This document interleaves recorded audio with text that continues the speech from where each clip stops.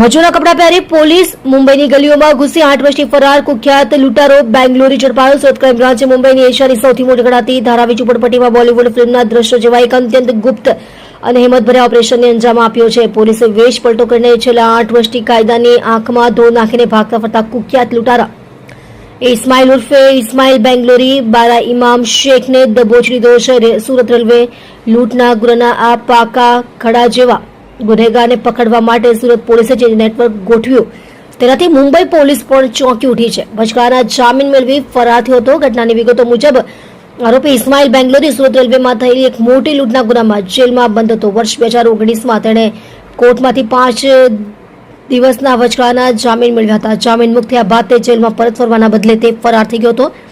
ત્યારથી સુરત પોલીસ તેને શોધી રહી હતી, પરંતુ તે ક્યાંય હાથ લાગતો ન હતો। ઓળખ છુપાવવા ધારાવીની ગીચ ગલીઓ પસંદ કરી હતી। સાથે લૂંટારો ઇસ્માઇલ પોતાની અસલી ઓળખ છુપાવવા અને પોલીસ રેડથી બચવા માટે મુંબઈની અત્યંત ગીચ એવી ધારાવી ઝૂંપડપટ્ટીમાં જઈને સંતાઈ ગયો હતો। તે પકડાઈ ન જાય તે માટે તે કોઈ પણ જગ્યાએ નોકરી કે કોઈ ધંધો રોજગાર પણ કરતો ન હતો। જોકે સુરત ક્રાઇમ બ્રાન્ચને તેના ચોક્કસ લોકેશનની ગુપ્ત બાતમી મળી ગઈ હતી। ધારાવીની ગલીઓમાં પોલીસ યુનિફોર્મ કે સામાન્ય કપડામાં જાય તો આરોપી ભાગી જાય તેમ હતો। પોલીસ સ્ટાફે મજૂરો જેવા કપડા પહેર્યા હતી। સુરત ક્રાઇમ બ્રાન્ચ અધિકારીઓ એક માસ્ટર પ્લાન બનાવ્યો હતો।